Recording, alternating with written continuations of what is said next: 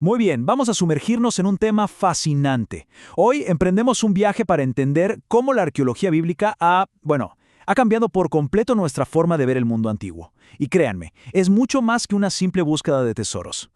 A ver, todos tenemos en mente esa imagen, ¿verdad? Casi como de película de Indiana Jones, el arqueólogo que va buscando los muros de Jericó o el arca de Noé con un solo objetivo, demostrar que la Biblia tenía razón en cada palabra. Y sí, durante muchísimo tiempo esa fue la misión. Pero la cosa ha cambiado, y mucho. Hoy en día la disciplina ha dado un giro de 180 grados. El enfoque ya no es tanto confirmar eventos específicos, sino algo mucho más profundo. Se trata de reconstruir el contexto, el mundo social y cultural en el que nacieron estos textos. Y esa es la pregunta clave que nos va a guiar en todo esto. Si el objetivo ya no es la validación literal, ¿qué busca realmente la arqueología moderna cuando excava en las tierras del antiguo Israel? Bueno, la primera gran respuesta es esta. La arqueología nos ilumina todo aquello que los autores bíblicos jamás se molestaron en explicar. ¿Por qué? Porque para ellos y su gente era, pues simplemente la vida cotidiana. Hay un término académico para esto, una frase en alemán, Sitz in Leben. Significa, literalmente, el entorno vital. Pensemos un segundo. La Biblia fue escrita para gente que sabía perfectamente cómo era una casa de la Edad del Hierro, o qué significaba la cosecha. Nosotros, a miles de años de distancia, necesitamos que la arqueología nos llene esos espacios en blanco. Y aquí es donde la cosa se pone de verdad interesante. El texto de la Biblia es en su mayor parte un documento escrito por y para la élite. Habla de reyes, de grandes batallas, de la teología del templo. Pero la arqueología, en cambio, es mucho más democrática. Nos da una foto de la vida de la gente común, de esas personas cuyas historias jamás se escribieron. Y esto nos revela una realidad mucho más compleja de lo que imaginamos. Por ejemplo, mientras el texto bíblico tiene a los profetas condenando la idolatría, la arqueología desentierra miles y miles de figurillas de la diosa Acera en las casas de familias israelitas comunes. Ojo, esto no es que invalide el texto, para nada. Lo que hace es mostrarnos una tensión fascinante entre la religión, digamos oficial, y lo que la gente hacía en su día a día. O miremos la arquitectura, por ejemplo.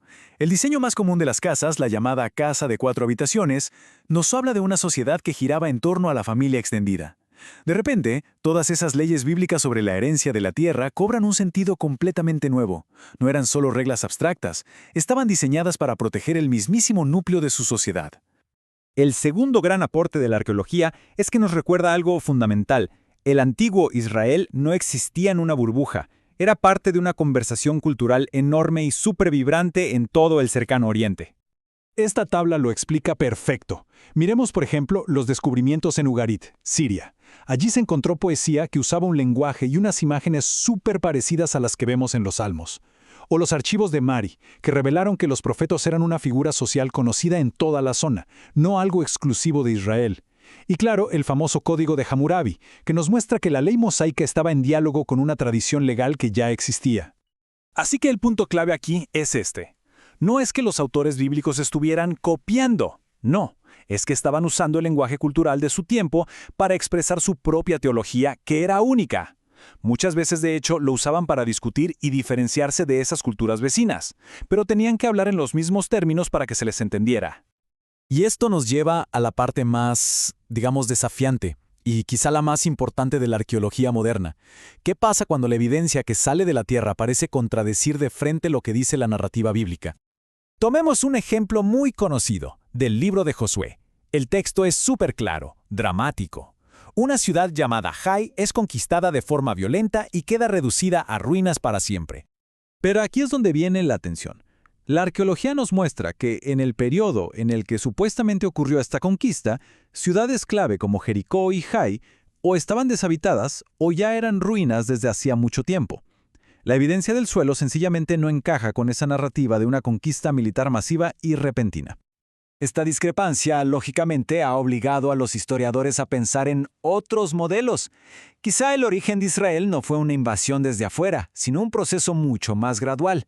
Un asentamiento pacífico, o incluso, como proponen algunos, una revuelta social interna de los propios cananeos. Y claro, esto nos lleva a la pregunta del millón. Si los eventos no ocurrieron exactamente como se describen, ¿significa que el texto ya no tiene ningún valor? La respuesta de la investigación actual es un no rotundo, pero sí nos obliga a leer el texto de una manera diferente, más sofisticada, a buscar otro tipo de verdad. El concepto clave aquí es el de construcción teológica. ¿Qué significa esto? Que el objetivo principal del autor no era ser un reportero de guerra del siglo XXI. Era usar la memoria histórica, la que fuera, para construir un mensaje muy potente sobre quiénes eran como pueblo y cuál era su relación con su Dios. Dicho de otra forma, la historia de la conquista, más que ser un informe detallado de una campaña militar, funcionaba como una poderosa historia de origen. Respondía a la pregunta fundamental: ¿quiénes somos nosotros? Y la respuesta era: somos el pueblo que Dios eligió y separó de los demás para un propósito único. Entonces, para ir resumiendo, la arqueología funciona como una especie de prueba de realidad.